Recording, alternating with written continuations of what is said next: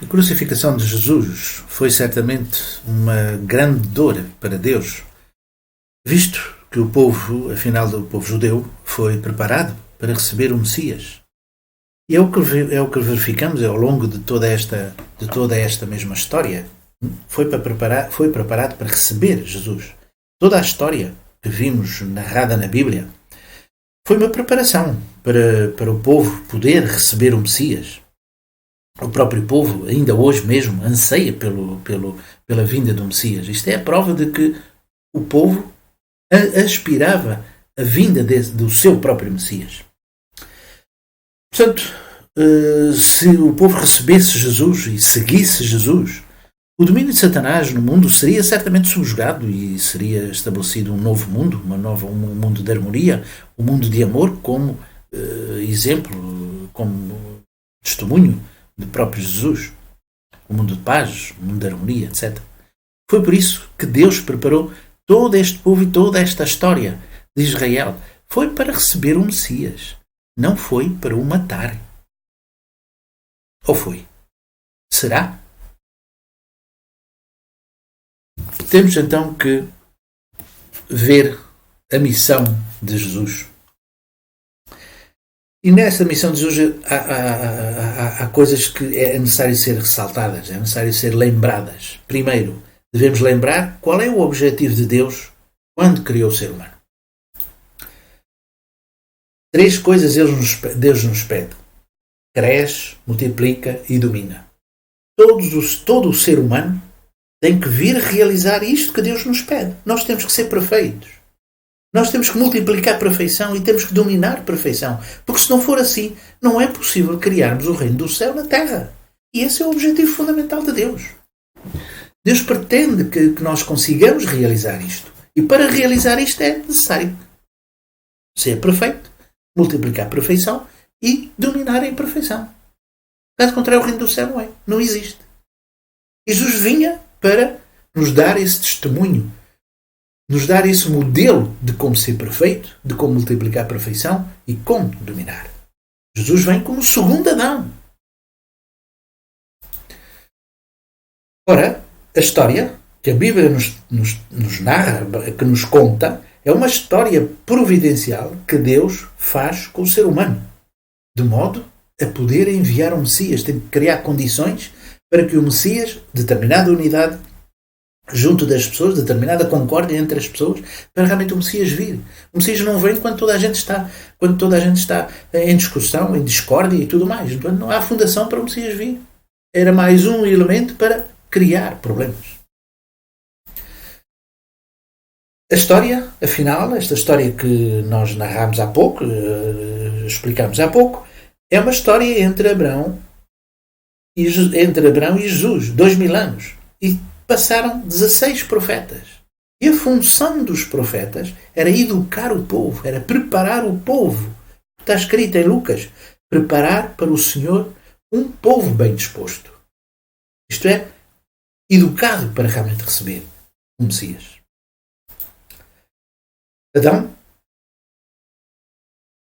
e Eva foram o centro de decisão do rumo que a história poderia vir a tomar. Adão deveria ser o homem ideal, o esposo ideal, Eva, a esposa ideal, e ser realmente a verdadeira imagem de Deus na Terra. Deus via-se expresso em Adão e em Eva, tal qual como se vê expresso em Jesus. Podemos ver Deus em Jesus. Da mesma forma, Jesus vindo como segundo Adão, o primeiro Adão devia de ser algo semelhante como o de Jesus. Deviam de ser ideais, deviam de ser perfeitos. Os filhos naturalmente herdariam esse mesmo standard, esse mesmo modelo, e iriam criar e desenvolver famílias, sociedades, nações, mundo. O mundo ideal. E então o reino do céu iria realizar-se. Tanto aqui na Terra, como depois nós de morrer, vamos para o mundo espiritual. No mundo espiritual também se realizaria esse mesmo. É o prolongamento do que existia na Terra. Porque se eu tenho determinado caráter na Terra, determinada personalidade enquanto estou vivo na Terra, o meu corpo desaparece, mas o meu caráter, a minha personalidade não desaparece, eu continuo no mundo espiritual. Isto não aconteceu. Este reino do céu não aconteceu. O que veio a acontecer é precisamente o oposto.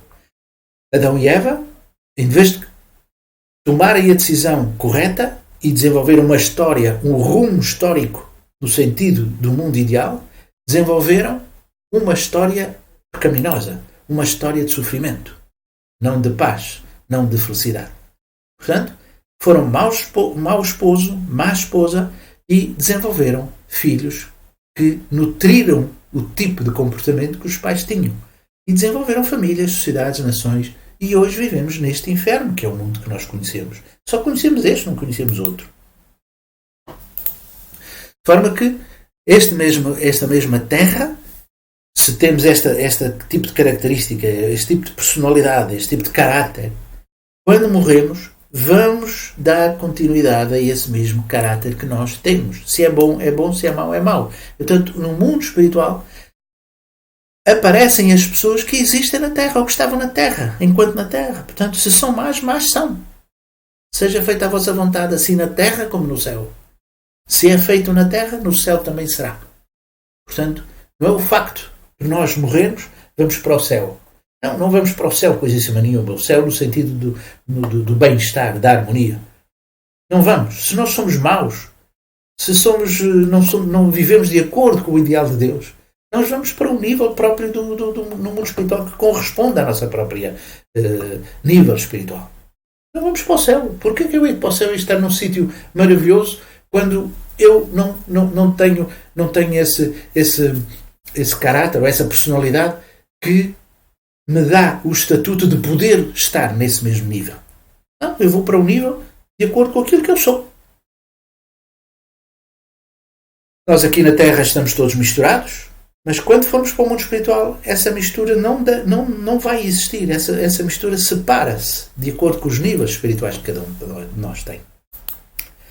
Portanto, Adão e Eva era o centro do rumo possível de uma história a desenvolver-se.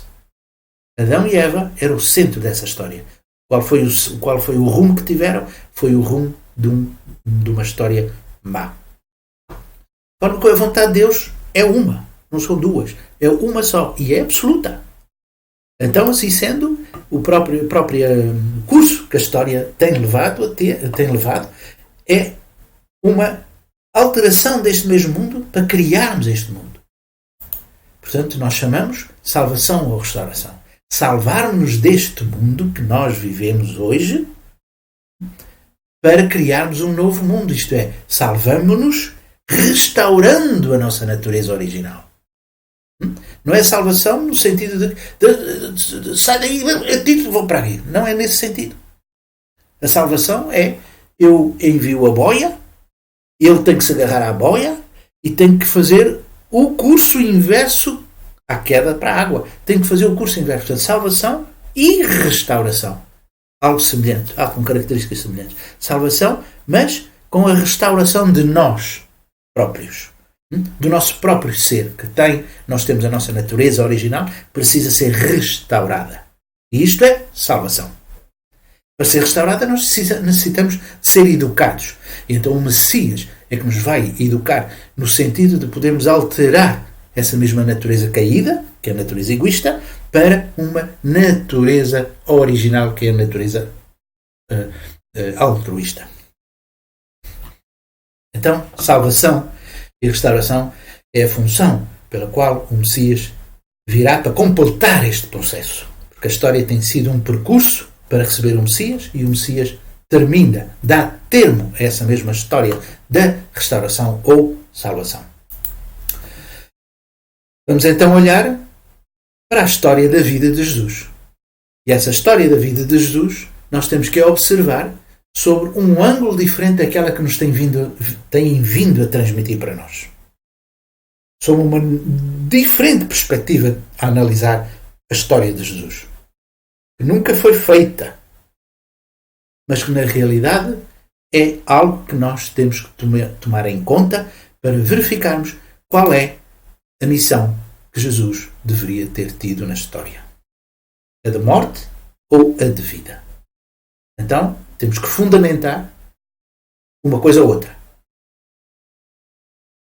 A palavra de Jesus e o procedimento de João Batista.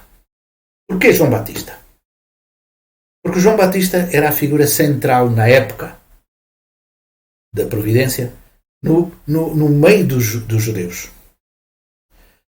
João Batista era aquele que iria preparar terreno para o Messias poder vir. E o seu gabarito espiritual era tão grande que o próprio povo o confundia.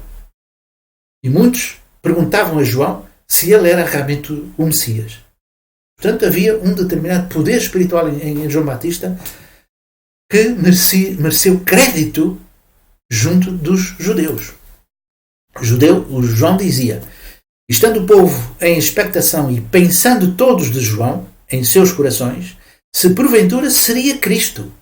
Respondeu João a todos dizendo, eu, na verdade, bati-vos em água, mas eis que vem aquele que é mais poderoso do que eu, no qual não sou digno de desatar a correia das alparcas. Esse vos batizará com o Espírito Santo e com fogo.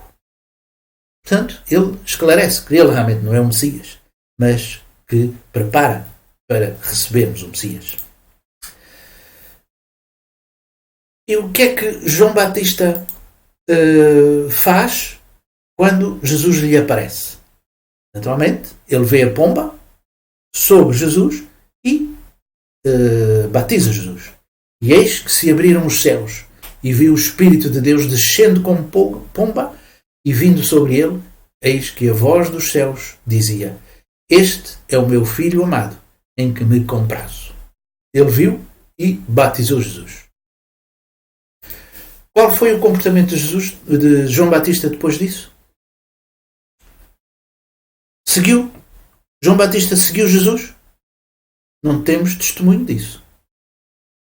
O embaixador, quando recebe o seu presidente num país que não é o seu, ele vai ao aeroporto, recebe o presidente e acompanha o presidente em todos aqueles protocolos que o presidente terá nessa mesma nação. Segue, acompanha o próprio presidente. João Batista tinha uma missão semelhante. João Batista vinha com a missão de poder preparar o povo judeu. E conseguiu fazer essa mesma preparação. E o povo estava à espera de realmente o Messias. O Messias vem, Jesus vem, ele batiza, viu a pomba sobre Jesus e o que é que ele fez? João Batista não precisava de ser salvo também? Não devia de seguir Jesus? Devia certamente seguir, como precursor do próprio Messias, como embaixador do próprio Messias, ele devia de seguir Jesus. O que é que acontece? Este é o testemunho de João.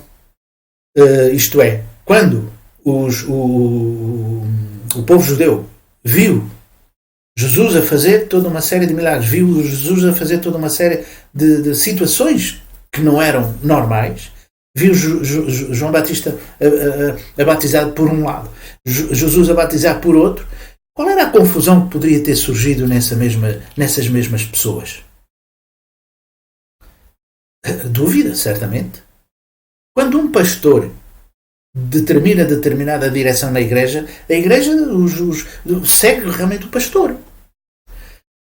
Quando um líder, seja do que for, determina seguir alguma direção, todas aquelas pessoas que aceitam esse mesmo líder seguem esse líder. Então a confusão gerou-se no povo judeu, em que um fazia o batismo de uma forma, o outro fazia de outra forma. Então, mas como é que é? Então aqui é o testemunho, quando foi enviado a ter com Judas determinados sacerdotes. Este é o testemunho de João, quando os judeus mandaram de Jerusalém sacerdotes e levitas para lhe perguntarem, quem és tu? Confessou e não negou. Confessou, eu não sou Cristo. E perguntaram-lhe então, és tu Elias? Disse, não sou. És o profeta? E respondeu, não. Disseram-lhe, pois então, quem és? E João disse: eu sou a voz do que clama no deserto. Endireitai o caminho do Senhor, como disse o profeta Elias. Isaías. E perguntaram-lhe, e disseram-lhe: porque batizas, pois, se tu não és Cristo, nem Elias, nem o profeta? João respondeu-lhe dizendo: eu batizo com água, mas no meio de vós está um, a quem vós não conheceis. Este é aquele que vem após mim, que é antes de mim, do qual eu não sou digno de desatar a correia alparca. Foi o testemunho de João, quando Jesus estava num lado e o João Batista estava no outro. A confusão gerou-se no meio do povo, no meio dos sacerdotes, no meio de todos aqueles líderes religiosos. Então, mas como é? Então João Batista não segue Jesus? E vão então perguntar: então, mas quem tu és? És o Messias? Não és. És o Cristo? Não és. És o profeta? Não és. Então quem és? No dia seguinte, João viu Jesus, que vinha para ele, e disse: eis o Cordeiro de Deus, que tira o pecado do mundo. Este é daquele da qual eu disse: após mim vem um homem que é antes de mim, porque foi primeiro do que eu. E eu não o conhecia. Mas, para que ele fosse manifestado a Israel, eu vim. Por isso, batizo com água. E João testificou dizendo ainda: vi o Espírito descer do céu com pomba e repousar sobre ele. Eu não o conhecia, mas o que me mandou a batizar com água, esse me disse: sobre aquele que vires descer o Espírito e sobre ele repousar, esse é o que batiza com o Espírito Santo. E eu tenho testificado que este é o Filho de Deus. Ele viu. Ele teve a experiência concreta, visível, algo que sentiu. A pomba descer sobre ele. Eu vi. E o que é que João Batista fez? Seguiu Jesus. No dia seguinte, João estava outra vez ali. E 2 dos seus discípulos também. E vendo passar Jesus, disse: eis o Cordeiro de Deus. E os 2 discípulos ouviram-no dizer isto. E seguiram Jesus. Então e João não segue? Os 2 discípulos seguem. Ele não segue porquê? Não precisava de ser salvo? O cristianismo diz que, por humildade, Jesus deve crescer e eu devo diminuir. Porquê diminuir? Não tem sentido diminuir. Isto é, o cristianismo diz que agora o centro da história está em Jesus e eu tenho que me afastar. Esta é a ideia que se tem de João Batista, a humildade de João Batista. Então ele agora é o primeiro e eu sou o último, eu tenho que me retirar. Como tenho que retirar? Ele deve acompanhar, deve ser o braço direito de Jesus. Deveria de ser o braço direito de Jesus. Devia de ser aquele que dava o primeiro testemunho de seguir Jesus. Como se devia retirar? Não precisa de ser salvo. Ele necessitaria de ser salvo. Necessitaria de ser salvo como todas as outras pessoas, os outros judeus, de todo o mundo. Então devia de seguir Jesus. Devia de obedecer Jesus. Devia de comungar com Jesus. Não devia de retirar-se. Porquê retirar-se? Não tem sentido. Ele devia de dar o exemplo primeiro a todos os outros. Então a confusão no meio dos judeus, no meio da sociedade judaica, não existiria porque seguiam naturalmente o João Batista. E João Batista era o intermédio entre Jesus e o povo. É o que todos os líderes desejam que os seus seguidores façam. É o que todos os pastores desejam que os seus seguidores façam. Se o Papa disser o Messias é este, eu vou seguir, não será que os elementos da Igreja Católica não seguiriam o Papa? Seguiriam, certamente. João Batista estava nessa posição. João Batista estava numa liderança aceita por todo o povo. Então, se ele seguisse, o povo também seguiria. E isto criou o retorno de Elias. O problema da situação de Elias criou também outras outras divisões, porque estava escrito que antes do Messias vir, Elias deve vir primeiro. E deveria de existir uma confusão a esse respeito, provocada por João porque não seguiu. Então, João não seguiu, se calhar porque está à espera do Elias primeiro, porque é isso que está escrito. E então foram-lhe perguntar. Os discípulos interrogaram, dizendo: porquê é que dizem os escribas que é mister que Elias venha primeiro? Não se esqueçamos que João Batista negou ser profeta, ser Cristo, ser Elias. E Jesus respondendo disse-lhes: em verdade Elias virá primeiro e restaurará todas as coisas. Mas digo-vos que Elias já veio e não o conheceram e fizeram tudo o que quiseram.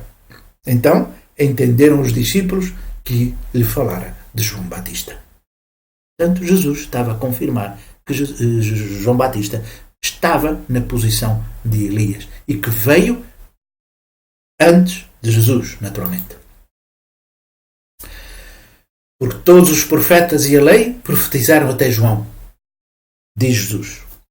E se quiseres dar crédito, este é o Elias que havia de vir. Portanto, nós temos João Batista que está numa posição de Elias. Elias foi para o céu num carro de fogo. E o próprio povo estava à espera que Elias viesse. Provavelmente também à espera de um carro de fogo. E Jesus confirma que, afinal de contas, sendo João Batista o Elias, deve nascer e devia nascer de uma forma normal, natural, e não vindo de um carro de fogo. Que, aliás, é algo que nós, hoje cristãos, estamos à espera que o Messias venha de uma forma inusitada, de uma forma espetacular, de uma forma anormal. Isto é, vir nas nuvens. Vir nas nuvens, que toda a gente iria aceitar vindo nas nuvens. Portanto, alguma coisa em termos psicológicos no tempo de judeus, no tempo do Messias, é algo semelhante que se está a passar hoje. Psicologicamente nós estamos e desejamos um Messias com um esplendor e com uma espetacularidade que é impossível não ser o Messias. Não? O próprio João Batista é o retorno de Elias, segundo as palavras de Jesus, e que voltou. Malaquias também o dizia: eis que vos enviarei o profeta Elias antes que venha o grande dia e terrível dia do Senhor. Portanto, isto criou, provavelmente, situações de dúvida sobre Jesus. Porque o Elias vem primeiro, mas o João Batista negou ser isto e aquilo, então como é que é? Será que... E criou-se uma série de dúvidas no povo judeu. Portanto, o povo judeu não sabia como poder tomar Jesus, duvidou de Jesus, acreditou em João Batista. Mas João Batista, que deveria de ter uma relação direta com Jesus e seguir Jesus, o testemunho que João Batista deu foi irrelevante. Ele não deu um testemunho às massas: este é o Messias, é este que devemos seguir, eu vou segui-lo, venham. Ele não falou às massas, falou em privado, certamente deu testemunho em privado: este é o Messias. 2 discípulos seguiram, mas ninguém seguiu. O povo realmente acreditou em João Batista. Mas não vendo João Batista tendo a relação com Jesus, este mesmo povo ficou em dúvida. Mas o que é que se passa? O que é que se passa? Será? Não será? João Batista não diz, João Batista não segue. Portanto, esta relação não se criou. Esta relação não se criou e, naturalmente, o próprio povo, ao acreditar em João, e João não dando testemunho de Jesus, este Jesus foi rejeitado. Foi tomado como um impostor.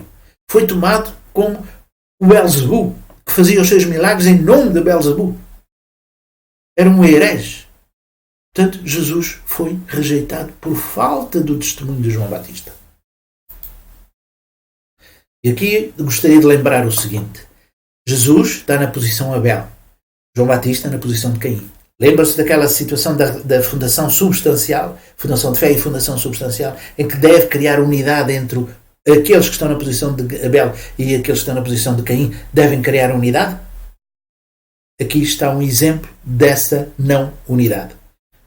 Na altura, o primeiro Caim, o Caim original, e o Abel, Caim matou Abel, não foi? Então, neste caso aqui, a fundação substancial não se realizou porque Caim, de uma forma indireta, matou Abel. João Batista, de uma forma indireta, matou Jesus, não seguindo Jesus. Portanto, o Caim não se uniu a Abel. E repetiu aquilo que na história tem-se vindo a desenvolver. Não tomou o mesmo ponto de vista de Deus, tal qual como Caim não tomou Abel como ponto de vista de Deus, isto é, este aqui é o escolhido de Deus, então eu devo segui-lo. Não, ele matou Abel. Então, aqui João Batista também matou Jesus.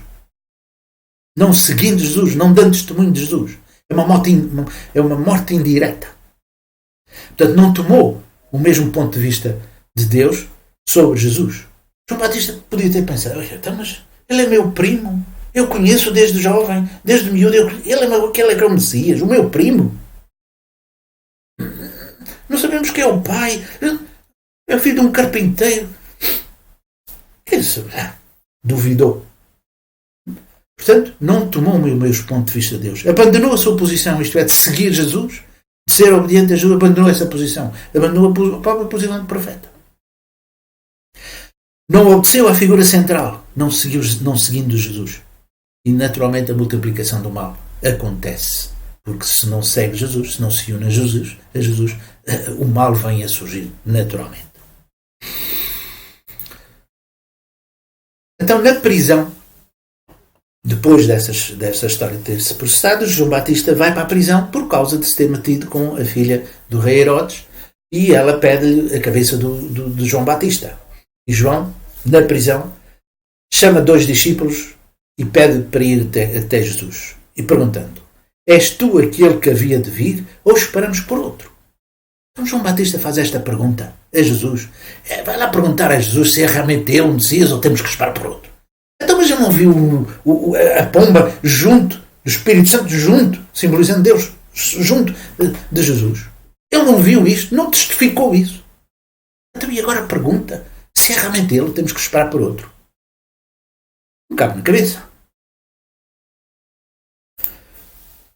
E quando aqueles homens chegaram junto dele, disseram, João, o Batista, enviou-nos a perguntar-te, és tu aquele que havia de vir ou esperamos por outro?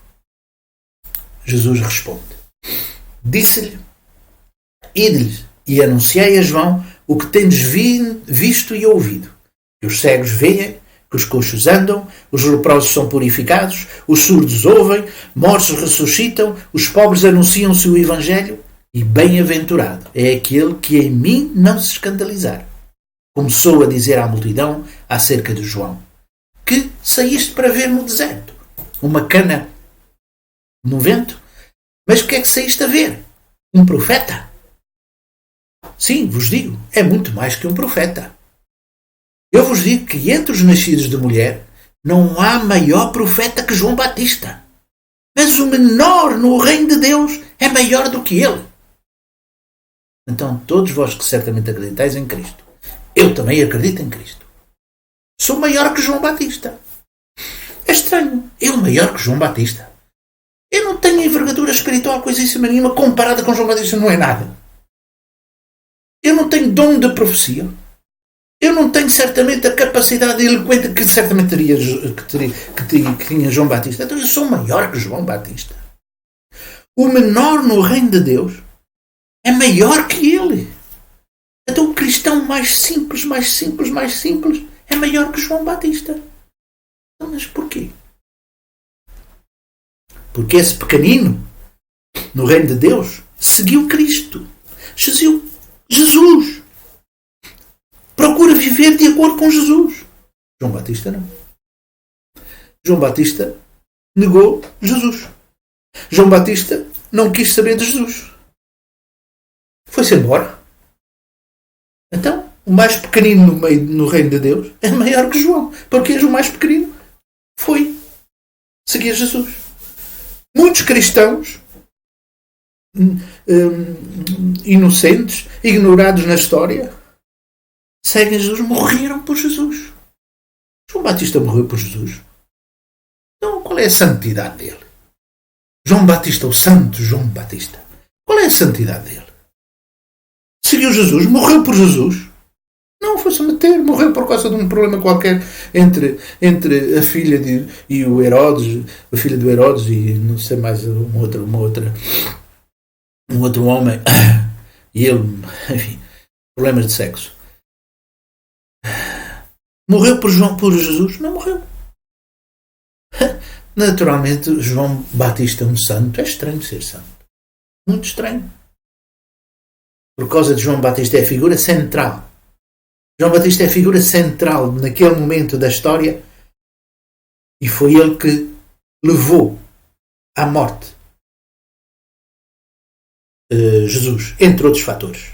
Vamos ver. Este é um dos fundamentos, mas há mais. A morte de Jesus na cruz foi um erro. Não terá sido, foi um erro. Palavras de Jesus e os procedimentos dos discípulos. Vimos sobre o ponto de vista da atitude de João. Vamos ver agora sobre Jesus e sobre os próprios discípulos. Palavras e obras de Jesus. O que é que ele pediu? Toda a sua mensagem, acreditem nele. Acreditem que eu sou o Filho de Deus. Acreditem nisto. Desde então começou Jesus a pregar e a dizer: arrependei-vos, porque o reino do céu está próximo.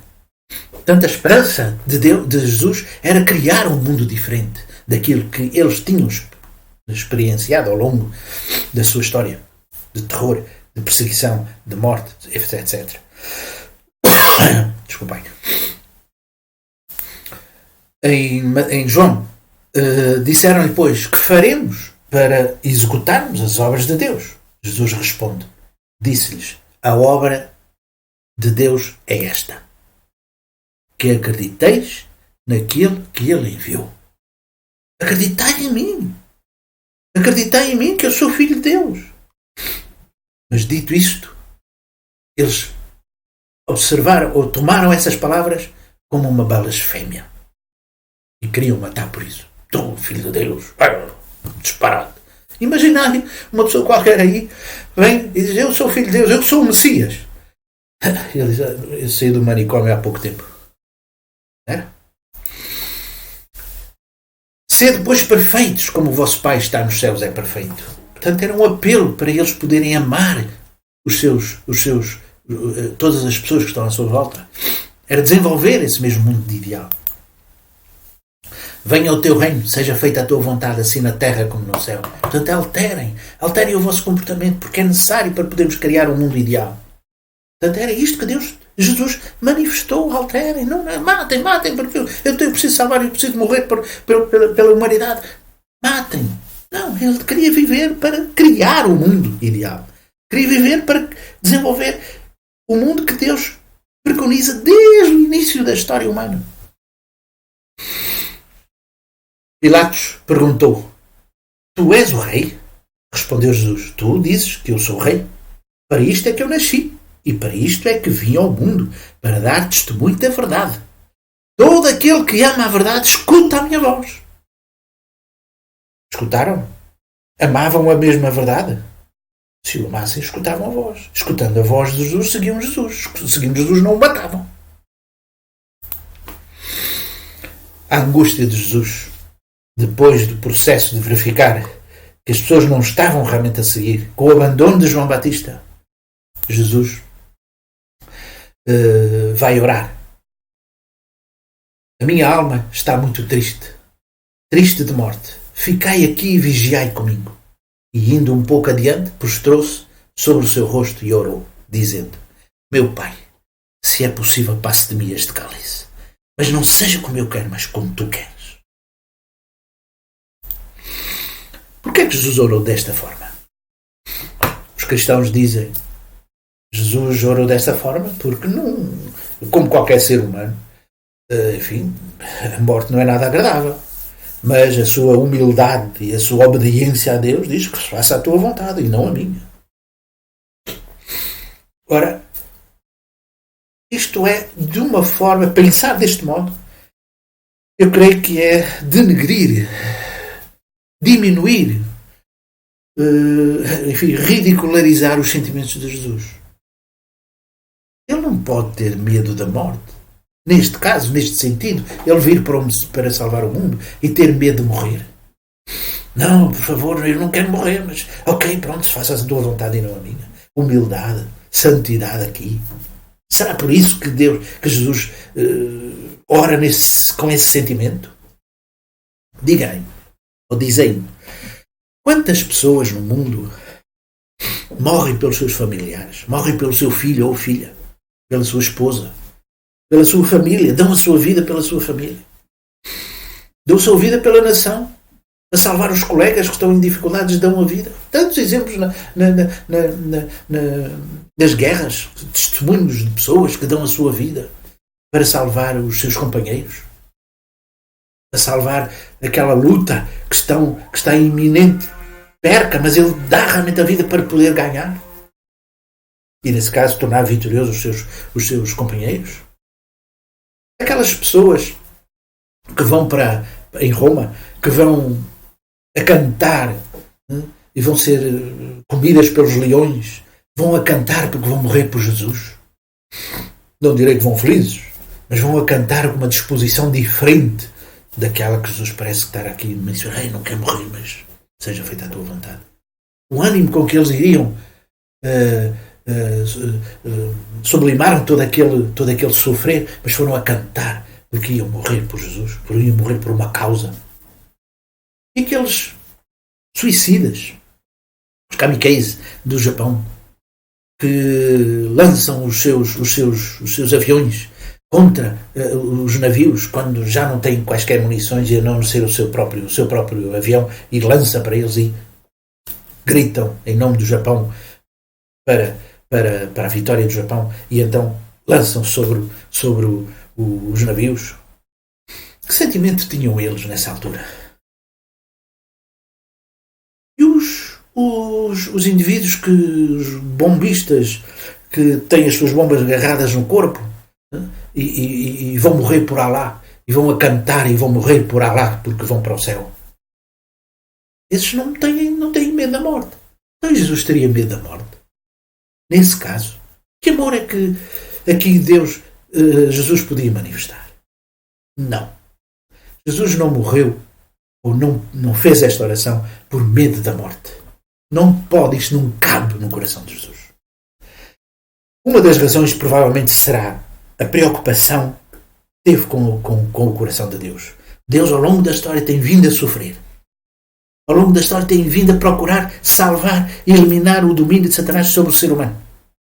Se Jesus morrer, Deus vai continuar a sofrer por não ter retirado o homem do domínio de Satanás. Esta era a dor de um filho para com o pai. Mas eu queria realmente aliviar o teu coração. Mas se eu vou morrer, como é que eu posso aliviar o teu coração?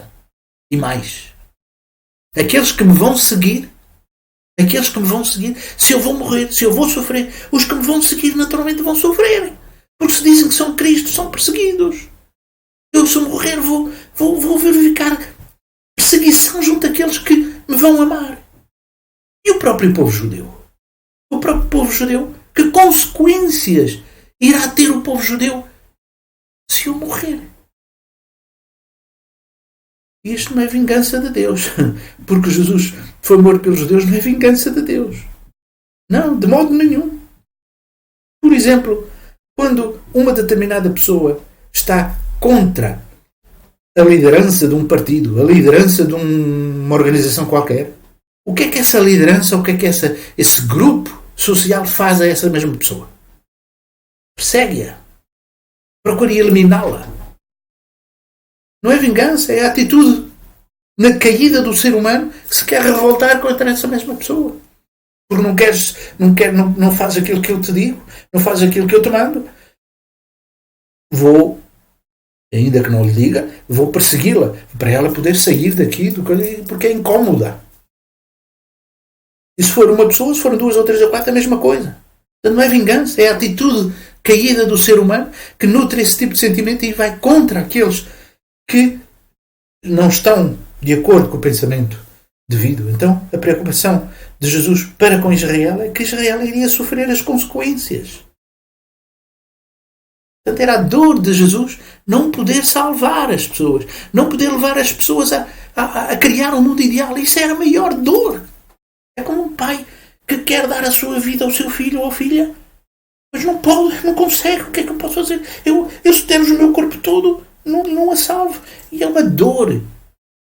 Mas se eu puder fazer, eu faço. Isso era o coração de Jesus. Era o coração de amor de Jesus para com Deus e para com a humanidade. Por isso ele não queria morrer. Ele queria salvar. Não é por medo da morte. E agora vamos ver os discípulos. Qual a atitude dos discípulos depois de Jesus morrer? Duros de cerviz, incircuncisos de coração e de ouvidos, vós sempre resistis ao Espírito Santo, como foram os vossos pais, assim também sois vós, a qual dos profetas não perseguiram os vossos pais. Mataram até os que anunciaram de antemão a vinda do justo, da qual quem vós agora haveis atraiçoado e assassinado. Palavras dos apóstolos. Depois de Jesus ter ido para o mundo espiritual, depois de Jesus ter morto. Vós agora atraiçoaste e assassinaram. Estava a dizer eles estavam a falar com os judeus. Estava no mundo e o mundo foi feito por ele e o mundo não o conheceu. Veio para a sua casa e os seus não receberam. Não é ilógico? Quando alguém vai à casa deve ser recebido. Mas falámos da sabedoria de Deus, envolta em mistério, sabedoria oculta, que Deus predestinou antes dos séculos, para a nossa glória, a que nenhum dos príncipes deste mundo conheceu. Porque se de facto a tivessem conhecido, nunca teriam crucificado o Senhor da glória. Não sou eu que digo, não somos nós que dizemos. Este é o argumento muito claro para definir que os próprios apóstolos estavam conscientes de que Jesus não devia ter morrido. De que Jesus não devia ter sido pregado na cruz. E há aqui um pormenor interessante na própria Bíblia sobre os 10 mandamentos da Bíblia. Está escrito, não matarás. Será que Deus, enviando o seu Messias, enviando o seu Filho, espera que o povo mata? O povo mata que é para poder salvar esta gente toda. Então Deus contradiz a si próprio. Pede e educa para não matar. Quando envia o seu Filho, atenua, pronto, agora podes matar, pronto, agora não é pecado. Então como é que é? Foi retirado na Bíblia, nos 10 mandamentos foram retirados nessa altura esse mandamento, não matarás. Jesus não veio para morrer, não. Jesus veio para realizar a vontade de Deus. Jesus veio para realizar o que Adão não realizou. Jesus veio como segundo Adão. E como segundo Adão deve realizar ou deveria realizar aquilo que Adão não realizou. Portanto, não deveria morrer. Consequências para o povo do judeu, que Jesus manifesta: lançaram por terra a ti e aos teus filhos dentro de ti e não deixarão em ti pedra sobre pedra, em troca não teres reconhecido o tempo em que foste visitada. Jesus assim o manifestou. A diáspora dos judeus, o povo judeu ao longo da história tem sido perseguida, tem sido amaldiçoada. Não são as pessoas, são as pessoas que têm uma atitude rebelde, têm uma atitude caída e então, em vez de amar, desprezam. E isto é a atitude que Satanás usa nas pessoas, no ser humano, para com aqueles que ele rejeita. A tentativa de Satanás para matar Jesus não foi nova. Já tinha acontecido antes a tentativa de Satanás matar Jesus. Como tem feito com todos os profetas. Como tem feito com todas aquelas figuras principais da história ao longo dessa mesma história do povo judeu. No ventre de Maria, pela tradição judaica, nós sabemos que uma mulher que tem ou que engravida sem saber quem era o pai era morta, era apedrejada. Portanto, era uma tentativa que Satanás teve para poder matar Maria. E matando Maria matava Jesus, o ventre. Jesus também houve a tentativa da parte de Satanás em matar Jesus quando ele não tinha, ou provavelmente deveria estar com os 2 anos, pelo decreto de Herodes, que diziam que Herodes conheceu o rei dos judeus, conhecia a profecia que haveria de vir um rei, o rei dos reis. E ele não sentiu o rei dos reis, o rei só um, sou eu. Então ele mandou matar todas as crianças que mais ou menos teriam aquela idade e entre as quais Jesus poderia estar. Então mandou matar todos os jovens rapazes de 2 anos. Portanto, outra tentativa de Satanás. Jesus no deserto, pelas 3 tentações, ao tentar seduzir Jesus, se Jesus fosse anuir a essas seduções, pronto, anulava Jesus da providência. Mas Jesus não o fez, naturalmente, como sabemos. E finalmente conseguiu o que ele pretendia, matar realmente Jesus na cruz. Há outras circunstâncias que levaram a que se proporcionasse um determinado ambiente não favorável à presença de Jesus vivo. Os Reis Magos. Os Reis Magos foram adorar o menino, mas adoraram o menino e ficaram certamente surpresos porque viram um menino num estábulo. Viram um menino pobrezito, então, mas o Messias nessa pobrezinho assim, então, mas o Messias é um ser glorioso, como é que nasce assim, num estábulo assim, sem condições? Enfim, deram-lhes as prendas e tal, e foram embora. Testemunhos deles depois não existe. Na casa de Zacarias, sabemos que Maria foi ter à casa de Zacarias, onde estava Isabel, e que Isabel, mãe de João Batista, também ficou surpresa com a vinda de Maria, não é? Abençoado o fruto do teu ventre. Estava excitada com a presença de Maria porque iria nascer um Messias. Qual é o testemunho que eles deram? Zacarias e Isabel, qual era o testemunho que deram? Não existe. E Zacarias era um sacerdote. Era uma pessoa da cúpula da sociedade judaica. Anás e Caifás, Herodes e Pilatos. Herodes e Pilatos, os reis, um de Roma, outro dos judeus. Anás e Caifás eram os sacerdotes que se revoltaram contra Jesus, rasgaram os seus vestes e negaram aquilo que Jesus dizia.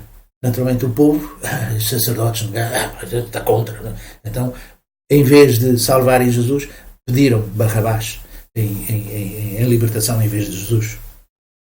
Portanto, mais outro episódio que não ajudou a uma consciência social de que Jesus poderia ser, na verdade, o Messias. Pelo contrário, criou-se um ambiente de negação a Jesus. Os discípulos eram uma situação fundamental quando Jesus ora e pede a eles para orarem com ele e depois finalmente diz que tem que morrer. Porque Jesus ficou absolutamente sozinho, porque nem os seus 3 discípulos estavam com ele. Quando o acompanharam para orar, eles adormeceram. Jesus foi totalmente isolado. Ninguém estava com ele. Naturalmente ele, pesaroso, desgostoso, não tendo nenhuma companhia, não tendo nenhum apoio, ele então faz a oração. Seja feita a tua vontade. Porque é a minha morte que pode vir salvar este mesmo mundo. Um exemplo, é como que uma negociata, talvez o exemplo não seja melhor, é como que um negociata, eu dou o diamante para salvar o meu filho. Eu dou o diamante para salvar este grupo de pessoas. Então Jesus está como que o diamante de Deus, a pérola preciosa de Deus, que entrega a Satanás para poder salvar a humanidade. É este o sentimento que Jesus compreende e desgosta-se porque não tem esse mesmo apoio, abandonado por todos. O ambiente social não o favorece. Os seus discípulos também não o abandonaram porque adormeceram. Está sozinho. Então ele oferece sem sacrifício para, através desse sacrifício, poder resgatar toda a humanidade. Eu dou o Filho unigênito de Deus para Satanás, mas em retribuição, eu sou capaz de salvar a humanidade. Por causa dessa mesma ignorância do povo sobre Jesus. Então ele oferece sim em sacrifício para salvar a humanidade.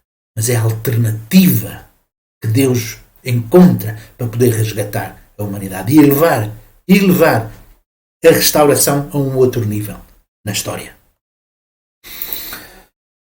Os escribas e os fariseus e os doutores da lei que se rejeitaram o próprio Jesus e escreveram e diziam mal sobre Jesus. Portanto, a responsabilidade humana aqui também existiu para criar um ambiente desfavorável a Jesus.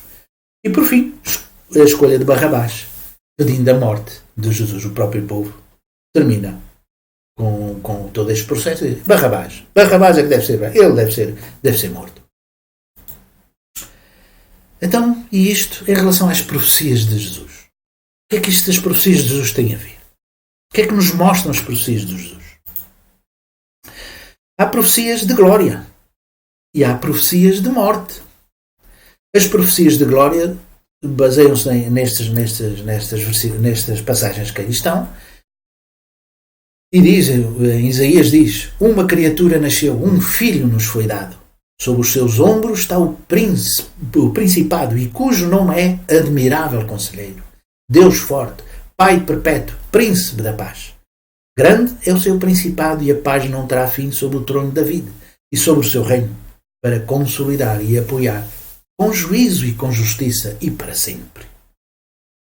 Isto não aconteceu. A paz não existe.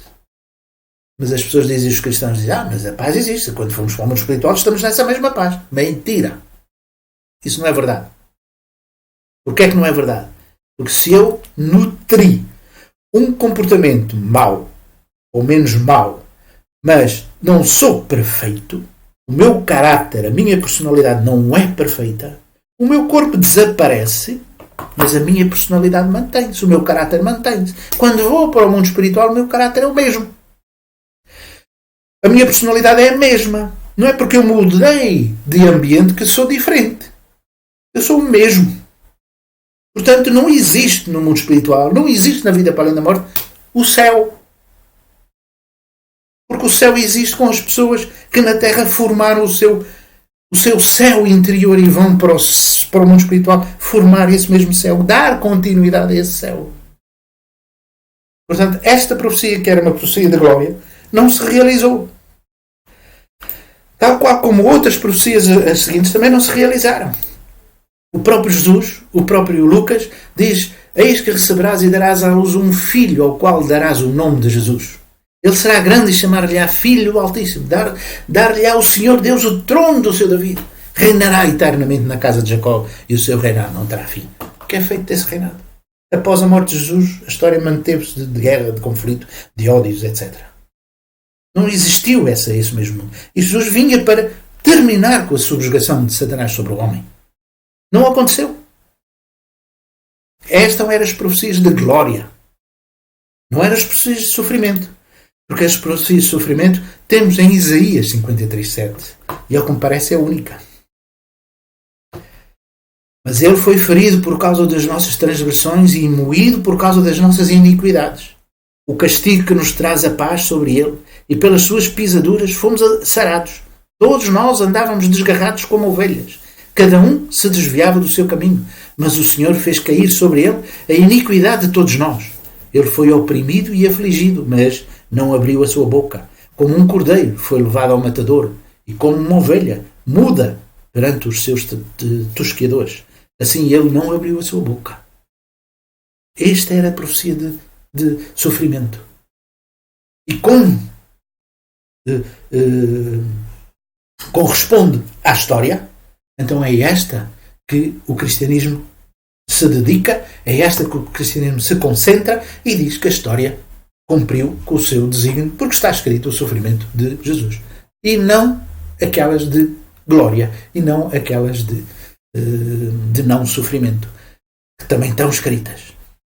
Mas porquê então essas duas profecias? Vamos lembrar-nos do que Adão e Eva fizeram. Também tiveram uma profecia. Não comas do fruto, porque se comeres, morrerás. Portanto, se Adão e Eva cumprissem com a sua responsabilidade, eles criariam um mundo ideal. Se não cumprissem, criariam um mundo não ideal, que é aquele que nós conhecemos. Mundo caído. Dependia da atitude de Adão e Eva. Eles estavam no centro da história, estavam em Adão e Eva. O rumo que a história devia ter estava em Adão e Eva. O mesmo acontece em Israel. Aqui Adão e Eva, não comas do fruto. Senão morres. Significa que, se não comer o fruto, não morre. Terão um mundo e farão um mundo ideal. Em Israel a mesma coisa, mas Israel foi baixo, claro e linda. Com Israel, nós temos as profecias de glória, que se Israel cumprir com a sua responsabilidade de obedecer e seguir Jesus, eles iriam criar, ou iriam fazer surgir, o Rei dos Reis, vitorioso, e uma história diferente.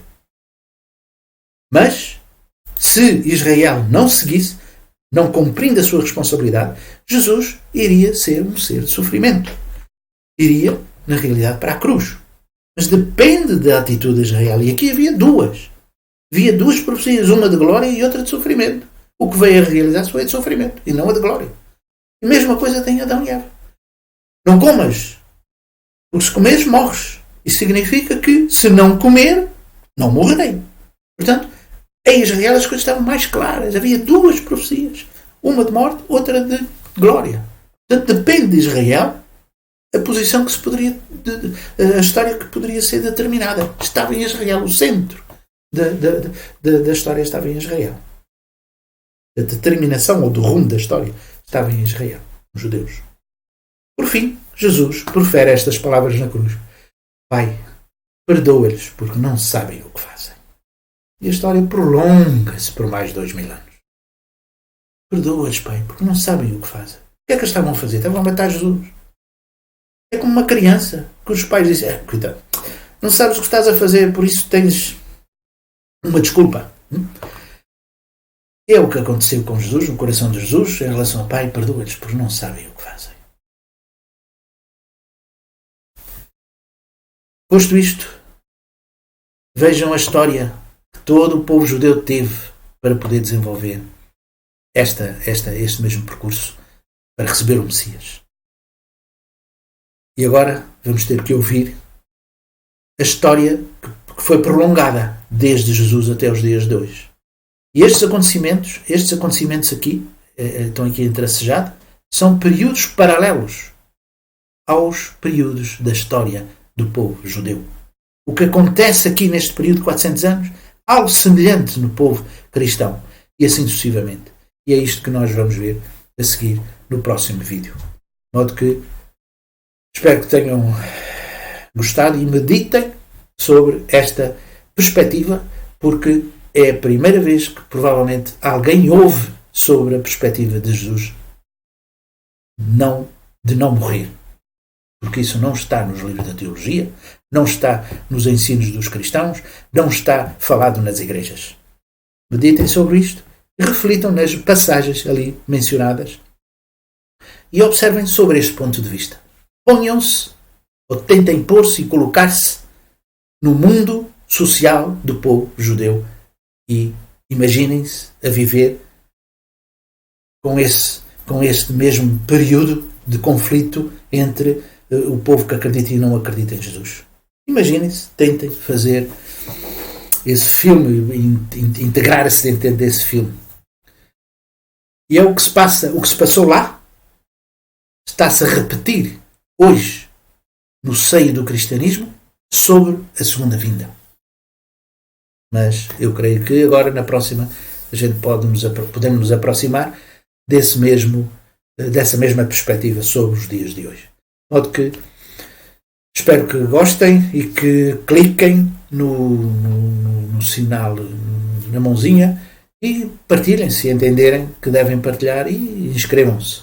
Eu peço desculpa por este ser longo, mas eu acho que foi necessário ser longo para descortinar e para esmiuçar melhor toda esta mensagem sobre a vida de Jesus. Teve que ser assim mais longo do que é habitual.